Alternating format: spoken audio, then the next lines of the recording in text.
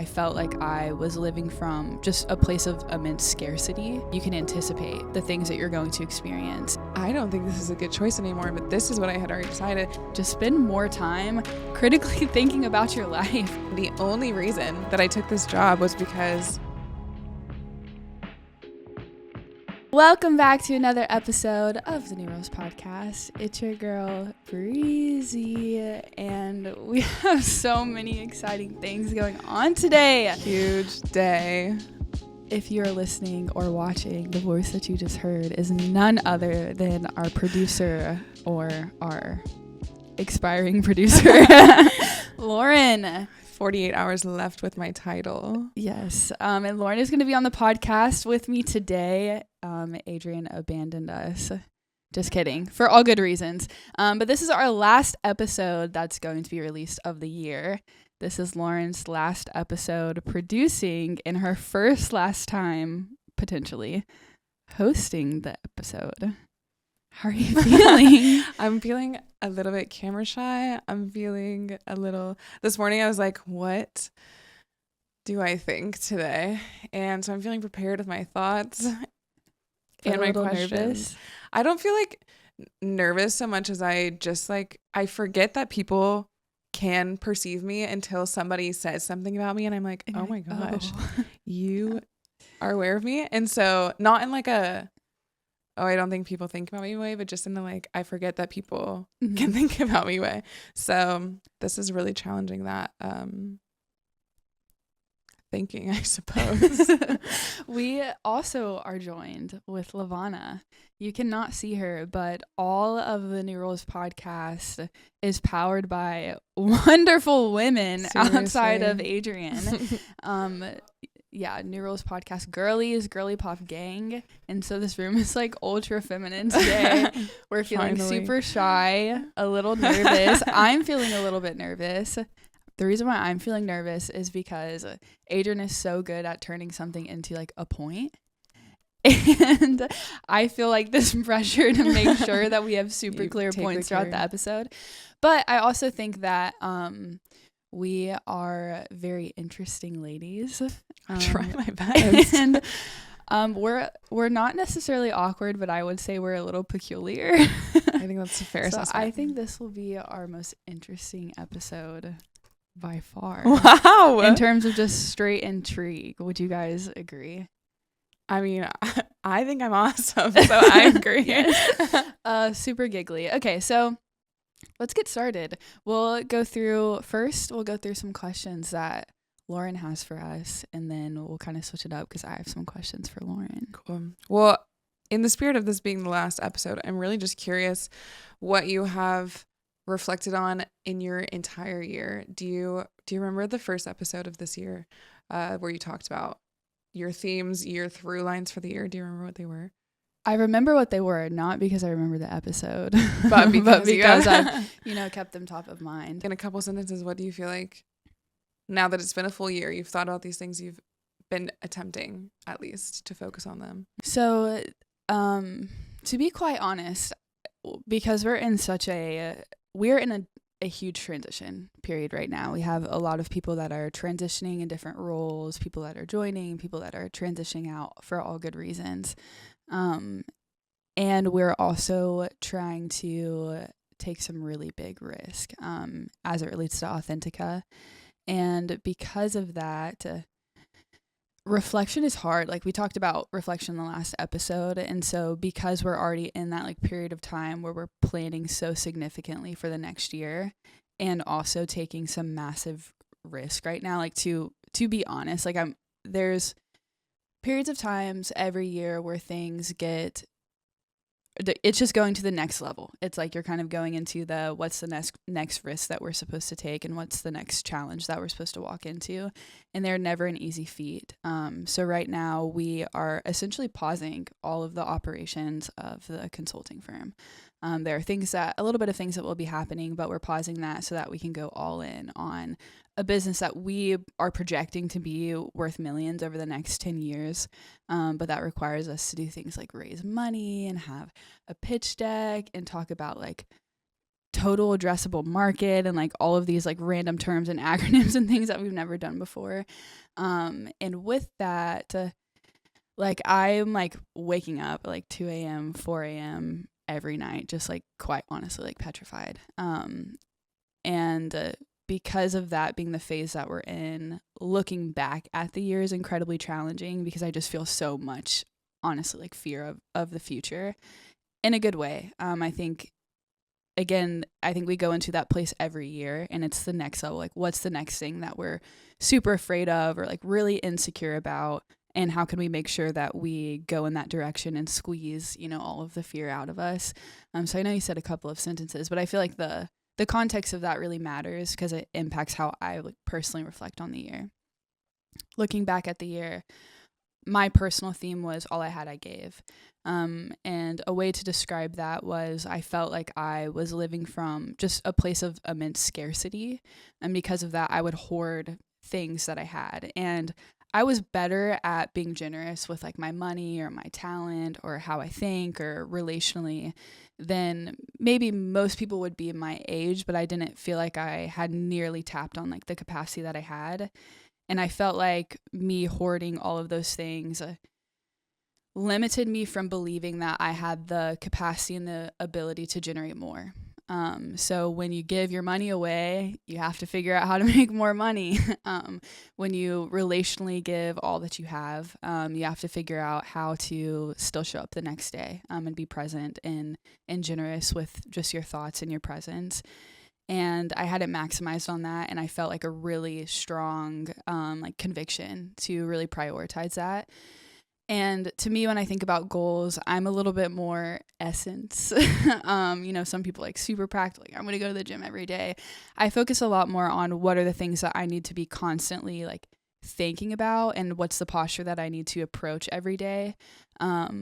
Because my goal is to be internally changed and to be internally elevated. And I think external things can do that.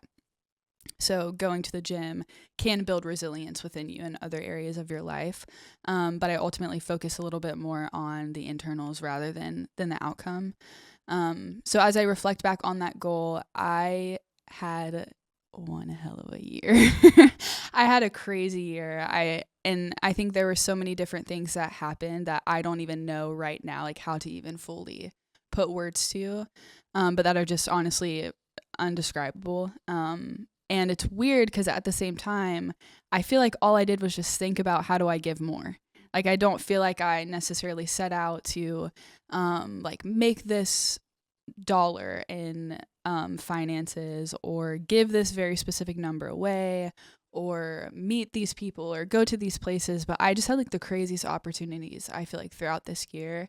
And I honestly feel like because I am a person of faith, that there's a lot of ways that God orchestrated circumstances that because I had adopted the mindset prior, I just completely started to view life from a different perspective. It's more than a few sentences. That was beautiful. I think as you're talking, I was thinking about how, like, at what point do you say you have created this goal for yourself for the year? Like, at to what level are you allowing yourself to let go of that a little bit? Or is it these are vague but very specific, but vague enough, broad enough that I can apply these to anything? And then as you continue talking, I was like, oh, this is when like the goal is internal change, it really can be applied. Not like, oh, how can I fit this situation into this goal that I had? But this is really what I want for myself. This is where I think I will. I think you say this a lot too, of like, I will need this in the future. And so I'm setting myself up well now. Like, I need to be somebody who is generous with my time, my money, my thought, whatever. And that's just beautiful in the end. Something I was thinking about last night when I was thinking about what I wanted to ask you, you are an incredible friend. You are just like, you're an excellent woman. And I think that translates to every place of your life. And something we talk about all the time here is counting the cost. Like, before you do something, you need to count the cost. As things are changing, I think this is a little bit me projecting because my like relationships I hold really tightly to, and for me that often looks like time spent with people, amount of time spent with people. And so something like moving or starting a new job or starting something that's scary, if it's going to take away time from my relationships, that like really freaks me out. Mm-hmm. Something when something like Authentica, these things in the future that are so don't know what's gonna happen, and they're scary at face value, and they'll only get scarier as they get bigger and closer. How do you recount the cost over and over again? Or I guess maybe a better question is like, how do you, okay, I have counted the cost, I know these things are gonna happen, how do you actively grieve these things as they're happening? Mm-hmm. And I guess the projection part is like, what about your friends? Like, what about what about this? Does that make sense? Yeah, no, that's a great question. I'll do both. I'm gonna start with, you mentioned on like how strenuously do I approach like goals or rhythms.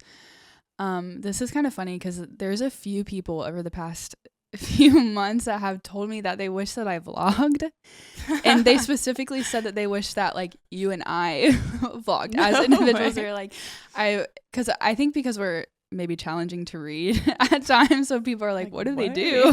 What do they think about? And whenever people say that to me, one, it's bizarre because I'm similar to you in that like I'll go to Trader Joe's and the cashier will be like, I listen to the podcast and it's so weird to hear your voice because I'm like hearing it in my headphones, and I'm like, whoa, people like actually listen to the podcast and have like thoughts and perceptions about my thoughts, and that's so weird to me, but cool. And so the person who said the idea of, like vlogging, I was like, I don't think you understand, like I'm not like 6 a.m. like skincare routine 7 a.m. like timestamp doing these things. It just doesn't work for me. Like, I think that does work for some people. And I say that because that's usually how people approach goals. They're like, all right, I'm going to work out every day and I'm going to do it at this time. It's going to be this kind of workout and I'm going to work for this kind of outcome. And I think that's really good. I think that it grows resilience. And one of the reasons that I can kind of maybe offboard that is, one, I think it works for me.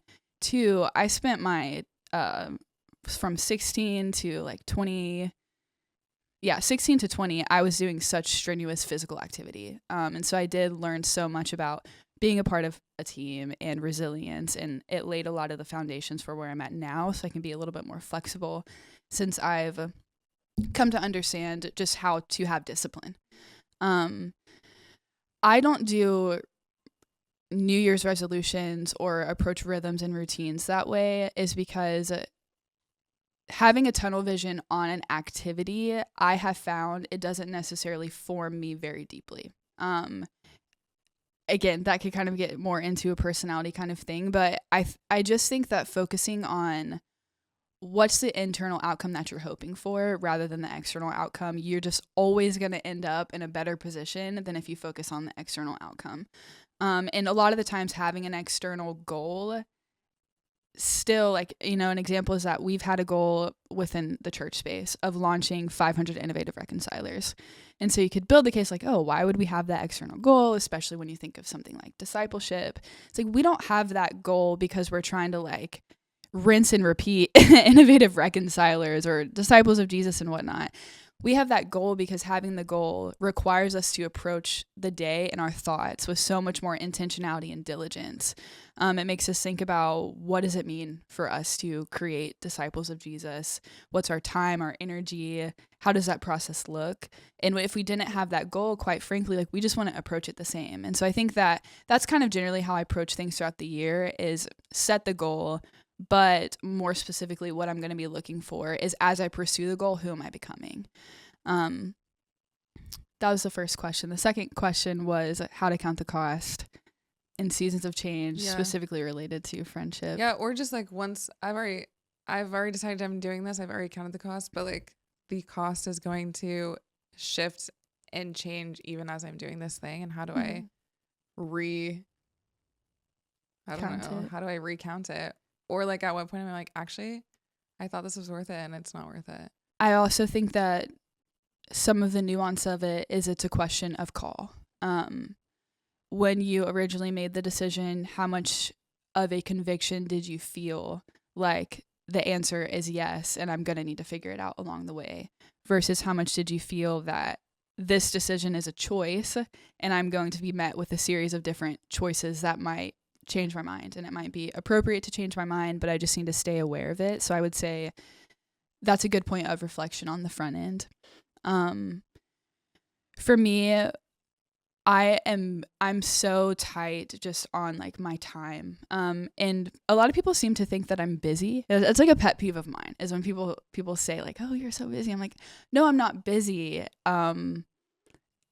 I just prioritize my time based off things that I believe are important, and what you think should be important to me might not actually be important to me." So the conversation isn't whether I'm busy, it's that we have different ideas of what we think that I should be prioritizing.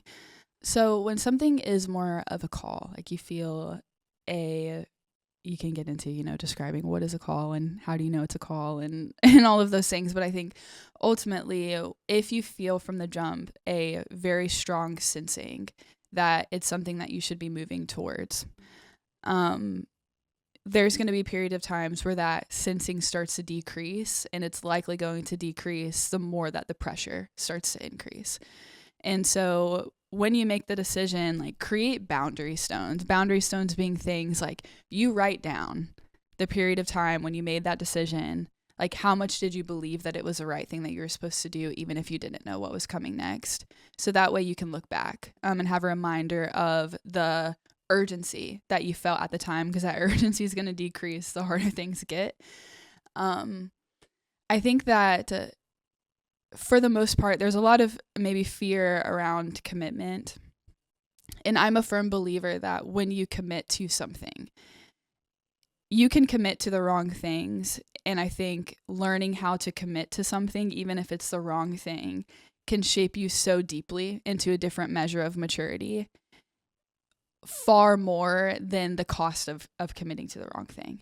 And I might change my mind on that, but I think that is just a huge piece of wisdom that I've learned earlier on in my life, is that just like pay attention to what's in front of you. And there might be new information every day. And so the work is just staying aware of what are the pressures that are coming up that I wasn't expecting. And that requires like a day-to-day awareness, especially if you're going into something new and uncertain. And so I think just kind of to summarize that, I'd say one, looking back on what did you feel going into it? How much of a cost or a call or a sensing did you have of you were supposed to move forward into that next job or that next season of life or that next place? And hold on to that when the pressure starts to come up. And then you're getting into awareness of the pressure. So pressure can show up by the day. Most of the time you can anticipate it. So that way you're not reacting to it whenever it shows up. And so growing your skill and your ability to be able to see what might happen next based off what's happening now is just pattern recognition. Sometimes I think, especially in the church space, we can over spiritualize it. And sometimes it's like, just look at the patterns of your life. Like, look at the patterns of what people usually experience in the new job that you're taking on. What are the pressures that people usually experience in the new city that you're moving to?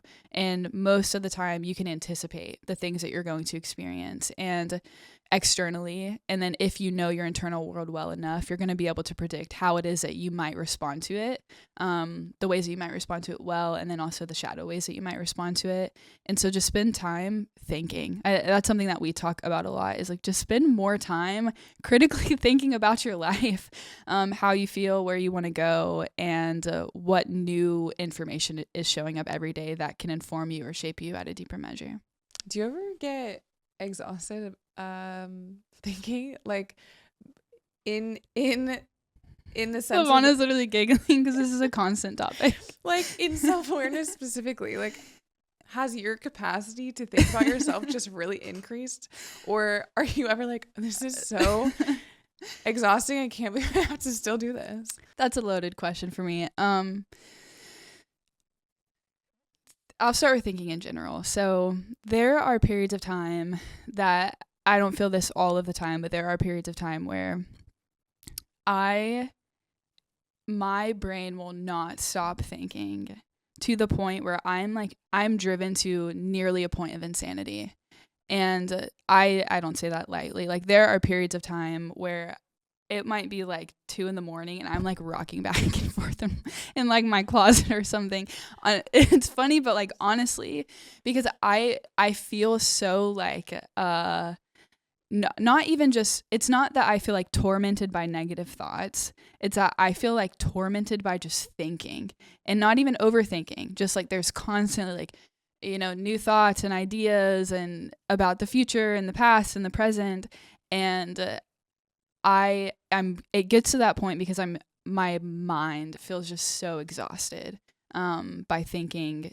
Also, I have such vivid dreams, and depending on my internal state, they can be like really terrorizing, or they can be really pleasant. I have a very vivid imagination, and so even when I go to sleep, I don't get like rest from thinking. I wake up and the muscle of my brain literally at times feels like it's like throbbing from thinking so much. And also I'm kind of obsessed with it.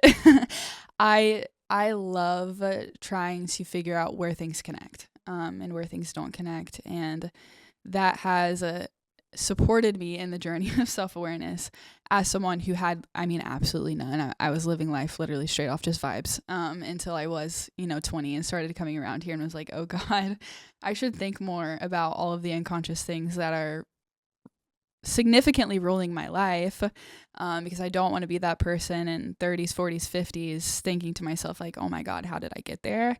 If I'm somewhere that I don't want to be, I would rather be, abundantly clear of how I got there and the decisions that I owned in order to get there. And so it has served me in that sense. But I am just, in a positive way, I'm just really obsessed with tracking patterns. I love thinking about where things connect and where they don't, whether it be history, whether it be how to figure out what's going to happen in the future. I think that we can figure out more of what's going to happen than what we realize, with ourselves and then also with the world around us and our relationships, really simply just by paying attention to what patterns or rhythms and routines that people consistently embody and what outcome that will ultimately equal to. The difference is that you can't control it. You can be aware of it, but the only person that you're ultimately responsible for, even if you're married, even if you have children, when you lay your head down at night, the only person that you're ultimately responsible for is yourself and the decisions that you make. And so you are the only person whose, patterns you can know at such a deep level and actually like interrupt them. So that is something to be really careful about, is the more that you become aware, the more afraid you can become of this thing that I see that might happen in this friendship or with this person, or as we're going and making these business deals. I know that is most likely going to happen, and that really scares me. And what should I do about it? Like the responsibility question, I think, is a whole different beast after becoming aware of how to track patterns. Does that make sense? Yeah, that makes sense. What are some things that you learned about yourself then? New patterns that surfaced this past year as a result of All I Had, I Gave? A pattern that I have learned about myself this year through All I Had, I Gave is, like I said, I am an obsessive person. I'm not as far as the point of, I have OCD or anything like that. But I am obsessive and I can be compulsive. And I'm just really grateful that my life has been orchestrated in a way that I'm mostly obsessive with really good things. And compulsive about really good things like, thoughts and ideas. The shadow side, though, is that I can just become obsessed with trying to figure out how things are connected, and how things cause and affect one another, because it's fun to me. It's like a game of chess. And I'm like, if I do this, what's this person going to do? If I say this thing, or if I have this different posture, and it's just like fun for me. It's fun for me to go in different environments and see how is this new environment going to make me respond. And I'm like kind of giggling because I'm like, oh my God, I'm saying that out loud. It kind of sounds like manipulative.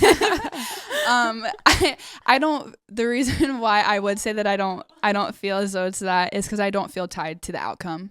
And I don't feel like I'm trying to make a specific outcome happen as much as I'm kind of like testing your ability to. Yeah. predict, Yes. Yeah.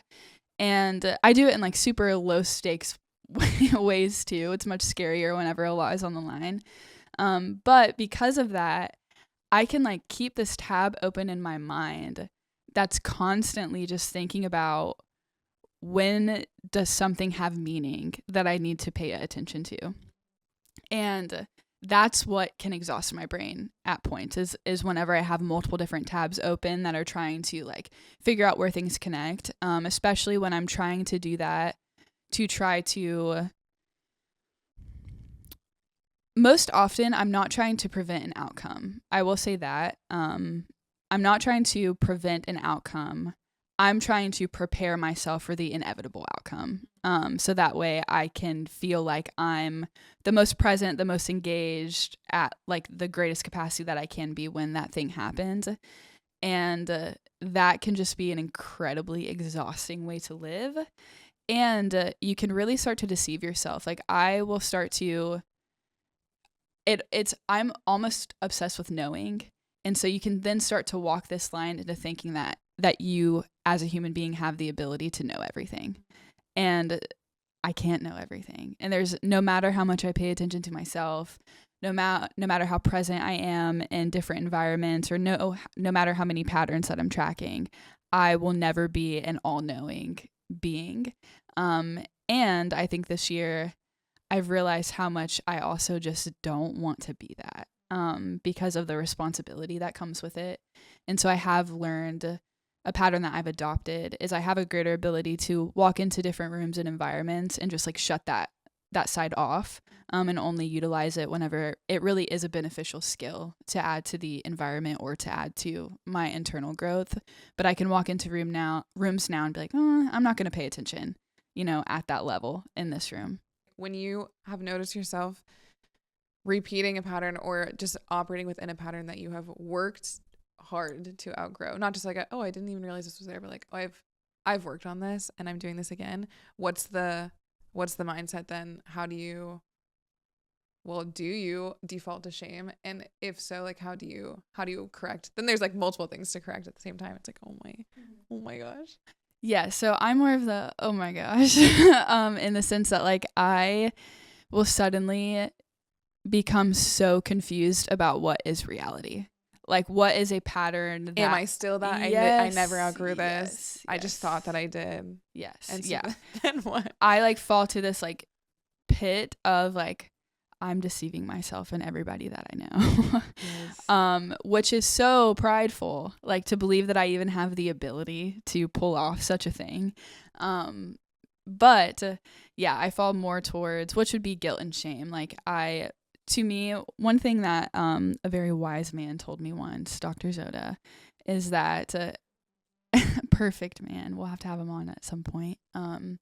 But he was, once on the podcast like a million different times, so we had to take a break for a second. But one time he told me that how fully I experience life will be limited or enhanced by how much I decrease the amount of guilt and shame and fear that I start my day with. And so I have to, for the mornings for me are like the most anxiety induced time. Because of sleeping for me is tumultuous. So I wake up most of the time not very energized. I wake up feeling quite depleted, and because of that, I feel anxious about how much energy do I have to export throughout the day, because I like carry a lot of weight and have to be really present. And on top of that, I'm just in general, I do better at night, so I work just so much better from the hours of like 11 to 2 a.m. than I do, from a 5 a.m. to 9 a.m. kind of situation. And so that is a little bit there too. That being said, I wake up feeling my worst. Like I wake up feeling my most afraid, most ashamed, most guilty.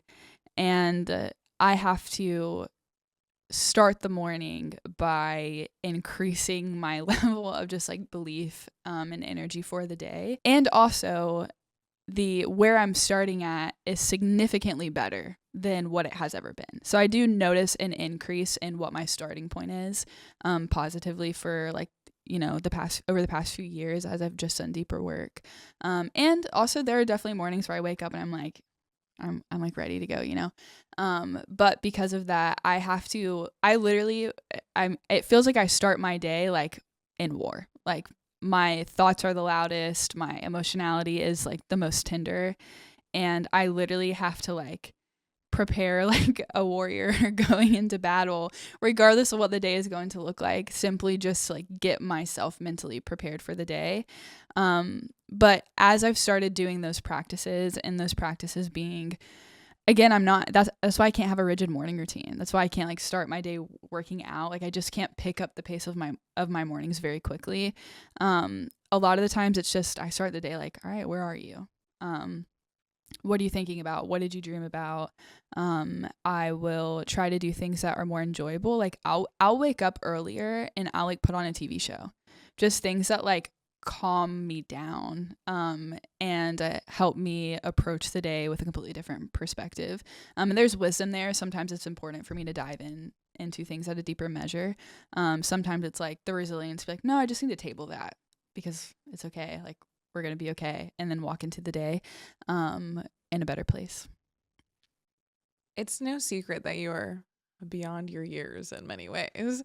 You just don't seem 26, and you do a lot of things that most 26-year-olds, 25-year-olds, 27-year-olds even don't do.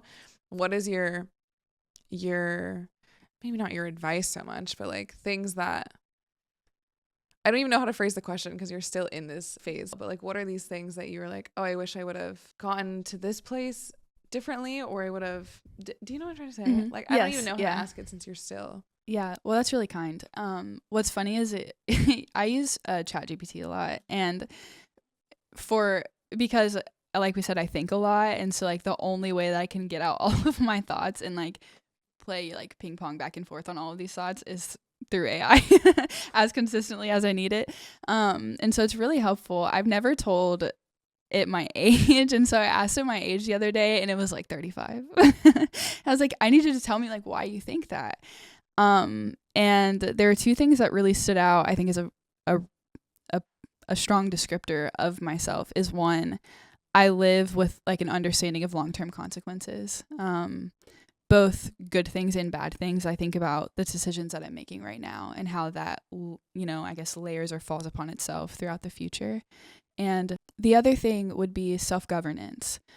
I have adopted, I think, the ability to really own my life and like own my decisions without external force. Like nobody has to tell me, Bree, you need to do this thing. I think that whenever people do, or like someone like an Adrian, who is just so kind to be like such a present mentor in my life, it's more of like an addition and encouragement or like a deeper level of clarity. But for the most part, I'm thinking a lot about who do I believe that I'm supposed to be, and how can I like close that gap between how it is that I'm showing up versus who it is that I'm supposed to be. How can I close that gap every day? Because my starting point, like the gap was massive. And so I think that for a long time when people, have said like, like you're so, wise or whatever, it's not that it didn't resonate because I can objectively see, like what people are saying, but there's a lot of times where I just feel like a child. Like sometimes I'm like, I'm just like a young girl sitting in this room of like older men discussing business deals and stuff. I'm like, I don't even know. In my mind, I'm like, I don't even know what I could possibly add to the situation. And so I lean a little bit more towards learning, which can be a ditch at times when there is some value to add, even though there's wisdom of knowing like your role in a room. But yeah, I think I really struggled to feel so deeply that was true up until I would say I was like 25, because people were telling me that when I was 19. Like people in their 40s were telling me that when I was 19, like you're wise beyond your years, like that. What you just said was some serious wisdom. And I'm like, I'm just like this young, like in my mind, like this like dingy girl from like a small little country town. Like Girl. I didn't necessarily have like a ton of wisdom to look up to. Like and so much of it is, the only way to describe it is I do think it's otherworldly. Like I think that it is a gift that has been given by God, because there's just no other way to describe it, especially as I see the ways that it has been present since I was a really little girl. And I'm really grateful for it. I think the challenge at times can be is it's like the box I live in. So even when people ask me, like how, it's like I don't know. I just kind of like live and I think, and it's just like a natural byproduct of me living and thinking without me trying. But that is one of the things that I can often obsess thinking over. Like when I ask my GPT and it says you're 35, I'm like, all right, you need to tell me why. And then it gives me like strong language for what that might be. And that's what I got from it, was the living with long-term consequences and the ability to self-govern, which I thought was a really good description of, I think, maybe why people maybe get that sense from me. I would say to anyone who is within their 20s, again, which is odd because I am really, 20, like the question I'm is like 26 funny. going on 35. But what I have to tell you no is I was so lucky that I had a very different path, and that I wasn't around a lot of 20-year-olds really. When I was 19, I dropped out of college to start a consulting firm in leadership development throughout, corporate America, which, what did I even know, at that point in time, but that God was just so present in what it is that he was asking us to do, and asking, me to commit to and doing that. And there's so many things that I would do differently. But what I'm so grateful for is, like, from the jump, my scoreboard was just so different, like from the person to the left of me and the person to the right of me. And to be honest, I don't think that anybody's scoreboard in this life is the same. I think the goal is to really maximize on your one of one. Like, I think that every single person on this planet is fundamentally different than the next. And because the environment was so different than my peers, I couldn't even like go to a birthday party or hang out with different people and have the thoughts in my mind of like comparison, or like, should I be doing, what you're doing, or how you're approaching, or how you're thinking, or wearing what you're wearing. It's like I was just in a completely different world. And so my advice would be to just put yourself in environments where everybody around you is further along than you are. They don't have to be people that you look up to. They don't have to be people whose life you want to look like, whose life you want yours to look like. But put yourself in environments where you just don't even have the opportunity to look at the person next to you and think like, how should I be more like them? Because being in those different environments are the things that push you more internally to think, how can I be more like me? Because that's just the only option that I really have right now. You asked a question about friends that I want to answer, and then I want to ask you some questions. But I know that friendship really matters to you. So I understand why that's like a question for you going into the next season of your life. And I think that what I've learned, and, context, I'm not a super quality time like person. Just kind of being around doesn't really, or not. Whenever I'm distant from people, I'm not in my mind thinking, oh my God, we're so distant. Like, we're so disconnected. Like, silence to me is neutral. I'm like, oh, we're good. Like, I'm not assuming that something's going wrong. But I think that what I've learned is, how can you have like a greater depth or presence with people with a shorter amount of time and with proximity? And I think that you can accomplish that with a phone call, like the same way that it feels when, everybody is hanging out, even though it's not going to be exactly the same. There's still a level of depth and presence that you can bring to a voice memo or to a conversation that does mirror that level of depth and presence. And sometimes it can be even more intimate because it's, again, a different environment than what you're used to. And that changes just how people approach relational connection. But I would definitely encourage you to focus on how you can bring a greater level of just depth and presence with less proximity and less interactions. So sometimes when you go to like social events, there's kind of like an on ramp and an off ramp. It's like I have time to prepare, and then we kind of like ease into our conversations and what we're going to do and how we're going to have fun, and then we kind of off ramp. I think learning how to get like the sweet spot that's in the center quicker and then off ramp faster is a skill, and something that distance does like require you to grow in, which I think can be really valuable. That's good advice. That's good advice. Well, I have a question for you. I think, well, you've been here for about a year and a half, roughly over a year. When you first joined, we talked about you only being here for a year, just because we thought that's what was best for you. And so as you've been here, what value have you experienced? What have been the challenges? I think we talk a lot on this podcast about what the environment, what the culture is like. And there's been times where we've kind of like windowed into maybe different conflict that we've had and stuff. But outside of like the skill, because I know the skill for you is just kind of a skill you've had and a great value that you've added to new rules. But outside of the technical skill of, podcasting and content, what have you learned? What? That's a big question. I've learned so much being here. I don't even know if I could like put like, oh, here's like the most important thing that I learned. I think that I just, I'm holistically so different than I was when I got offered this job. I was living in Barcelona. I was just traipsing around doing whatever I felt like for the day. I didn't have a real job. I was nannying 2 hours a day. And the only reason that I took this job was because prior to Barcelona, I was working at a coffee shop, and a week before I left, because that's when I decided I was leaving, I was like, I'm going and maybe I'll be back. And they were like, okay. And they were, I don't know, it's a coffee. Like, what are you going to do? And I went, I was just having fun. And I like in the back of my mind, I was like, well, at some point I'm going to have to go back to America.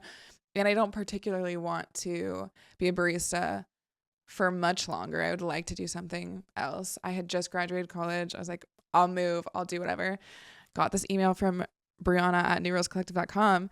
And I was like, whatever. Like, I guess I was like, talk about it. But once I received the job description, I was like, I don't really know how to do that. And the only reason I took the job is because the boy that I was obsessed with at the time was like, this is a good opportunity. I think you should take it. And I was like, I don't think I'm going to take it.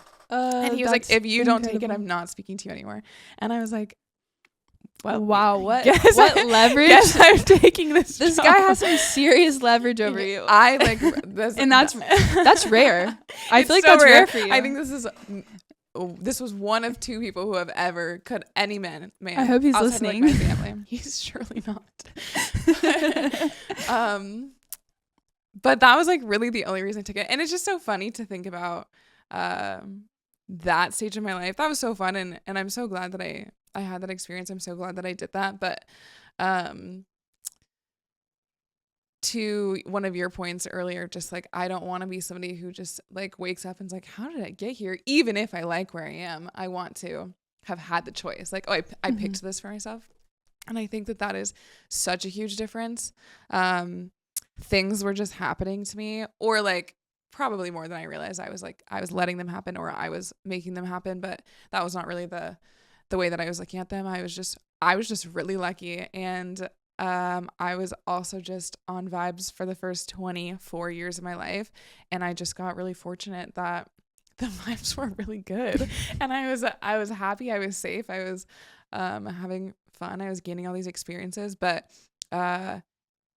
obviously I had choice in that. But when I am consciously thinking about it, I was like, these were like, I was either making choices because I felt like I had to. I didn't know what else to do. I was nervous. I was being flighty. There was something else that I maybe should have done that I didn't want to do. So I was doing this thing. So yes, I had agency. I did pick those things for myself, but with very little, if any, intention. And I feel like that is a huge thing that I've learned here. Also when I started working here, I had also in Barcelona gotten into film school. And so I was like, fine, have to keep this fake boyfriend that I have. So I guess I'll take the job.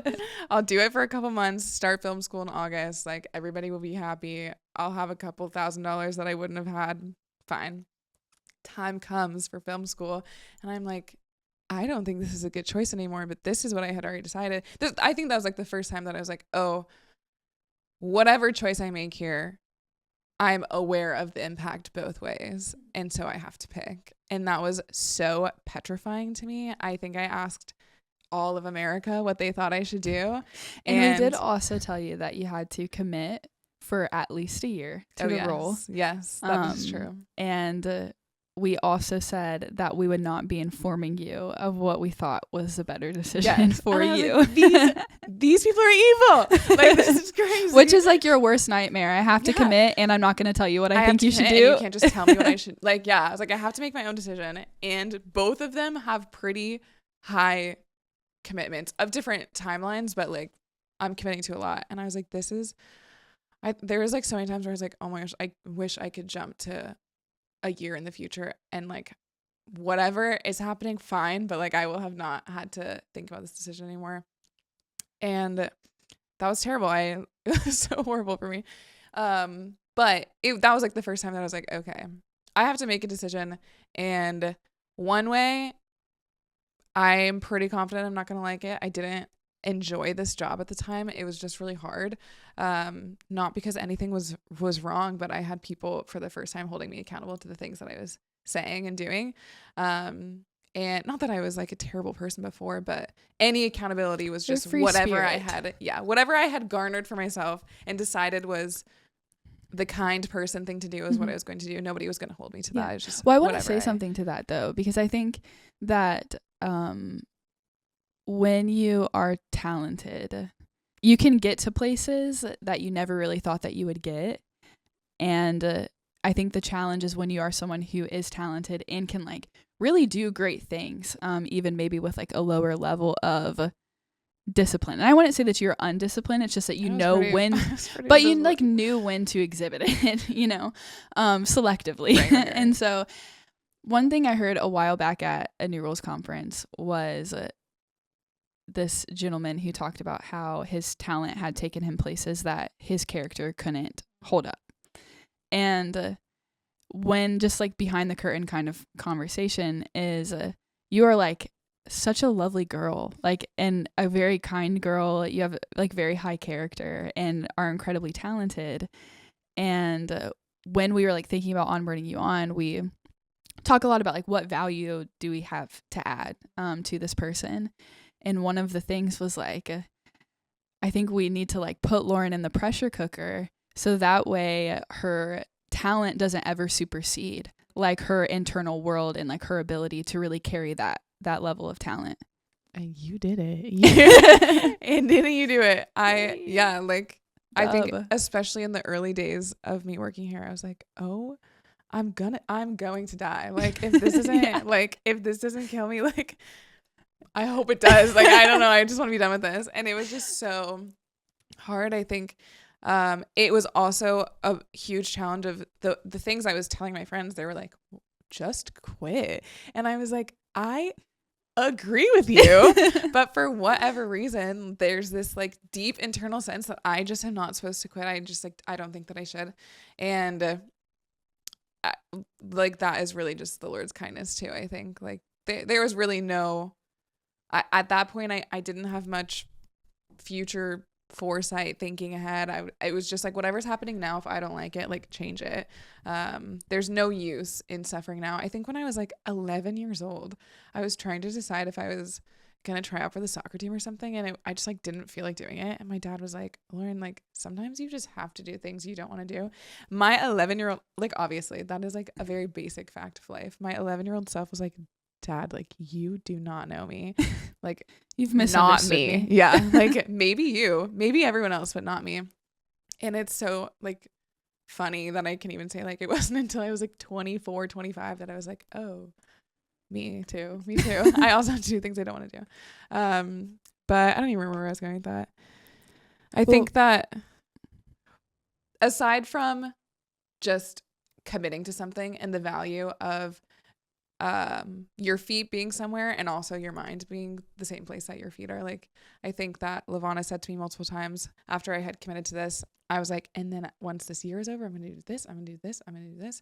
And I don't know if she like said this verbatim, but the conversation was kind of like, if that's already, it's been like 2 days, and if that's already where you're at, like, just go, like, just leave. If this is going to be your mindset, either like put the blinders on or leave. And those are the smart options. One maybe less wise, but to put the blinders on for so long and just be like, well, this is what I'm doing. So I've decided this. I decided this. And so what am I going to get out of it? Like, I don't want to look back on this year knowing that I didn't want to do this and have gained nothing. Like, what a waste of my time that would have been.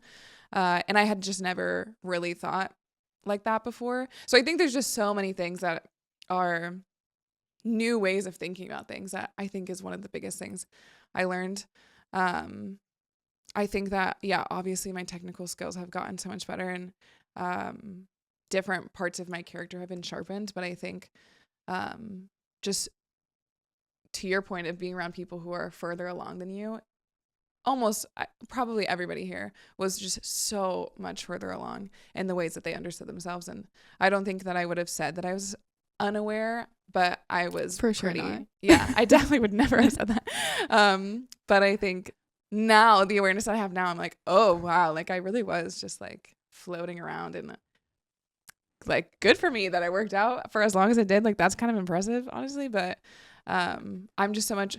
I think last week we were talking about, well, not me, but you and Adrian were talking about viewing yourself as a business, and I was just thinking about, wow, like I'm so much greater of an asset to whoever experiences me next in friendship, in work, in whatever. Like, I'm just much better for the next people that get to interact with me, and not in like a, oh my gosh, like these people are so lucky way, but just like what I can just be a blessing in such new ways that I was not able to do before, not because I didn't want to, I just didn't know that these were things that I could be doing and being.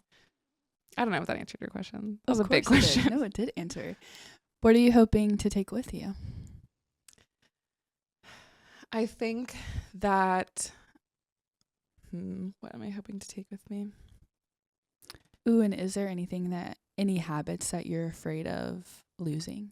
It's interesting because the intentionality that you just spoke about your own thought with, I feel like I'm just starting to like really take hold of. Like, it has been really slow, and I can see the uptake of it over the past 1.5, 2 years, but it isn't until the past like a couple months even that I'm like, okay, like I'm really intentional about what I'm thinking about.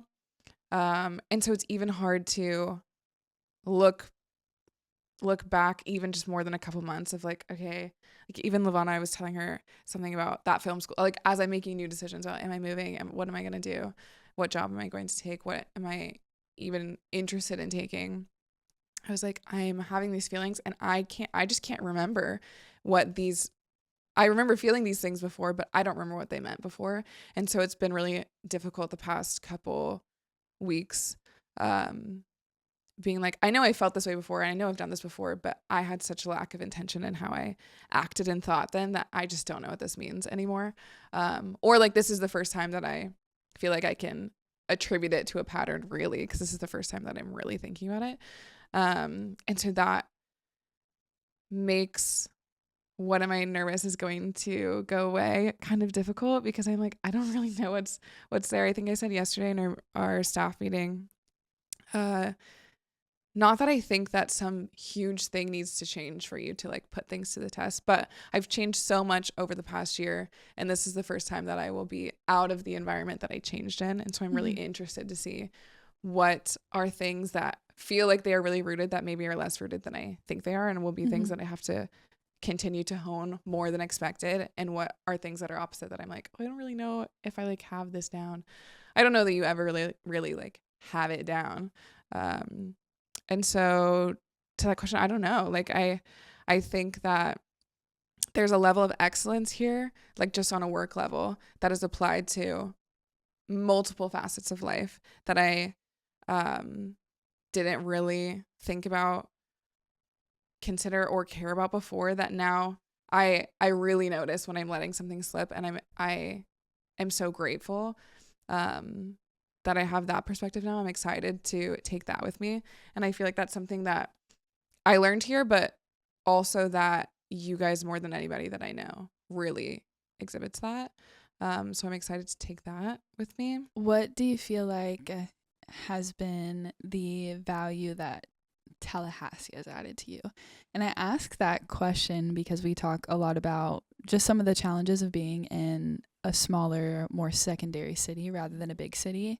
And we're people who, like, we love big cities. We're like, we love New York, like we love just the energy of that.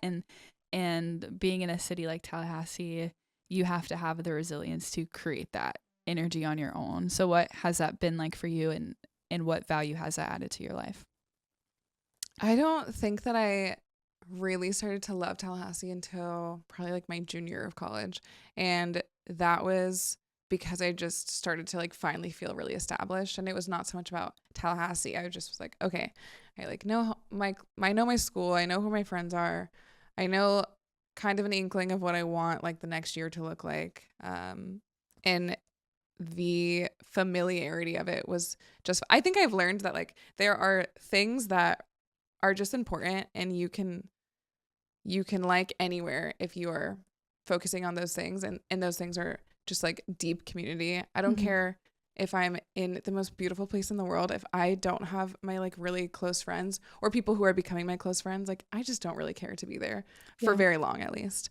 And I think just like belonging, like when you feel like you belong in a place, in a group of people, in a work, whatever that place is for you, like once I really felt like I belonged, I just no longer cared that I was in Tallahassee. I was like, I love feeling like these people know me. I love knowing them. I love working to know them more and working to be known more.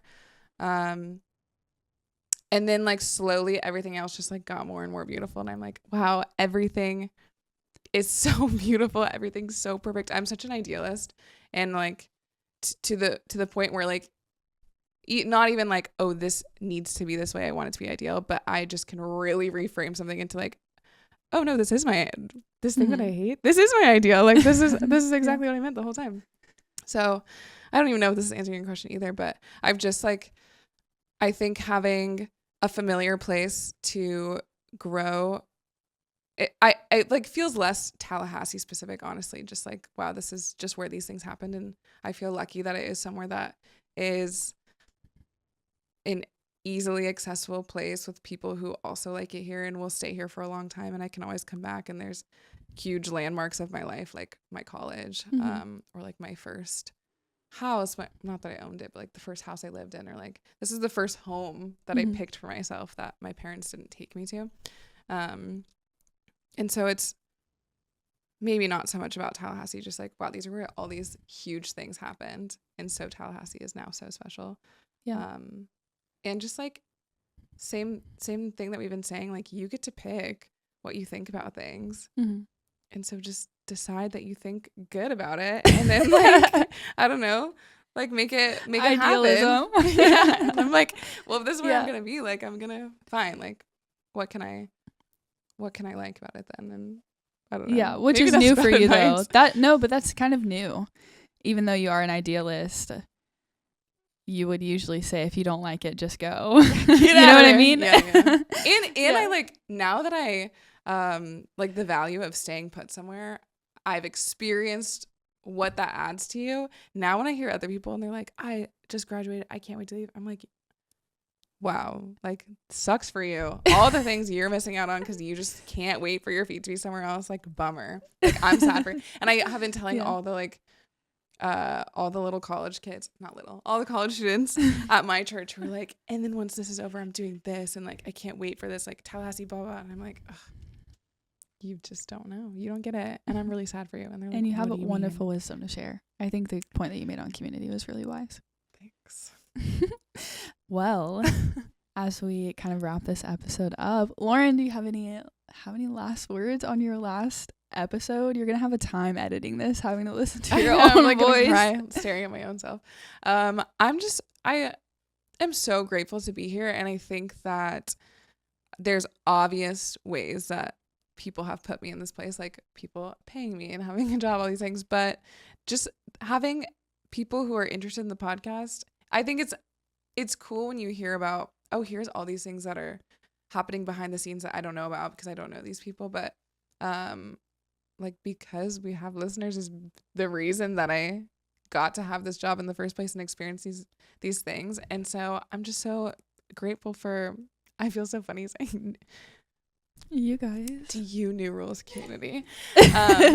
But really, like, I'm so thankful for the podcast. I'm so thankful for people listening, even though I'm never actually on the podcast, really. You have allowed for such a wonderful thing to happen within my life, and I'm just so grateful. That's so kind. Well, we hope today's episode, ultimately, you can hear the wisdom in it. We like to have moments in time. Well, there have been some requests. There have been, I feel like, more requests for you to be on an episode. There's been requests for an interview for me. So we hope everybody who's been making those requests, please. finally get what you're here. asking for. A little bit of a window into how it is that we think, and how it is that we approach our day to day. And I think wisdom of this episode would be to learn from other people, hear their stories, and be somebody who listens to other people's stories and pick out the wisdom in it and do the hard work of then having to think about how it applies to your life.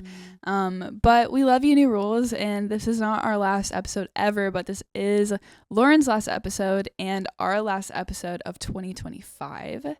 And we love you, and keep writing new rules. Bye.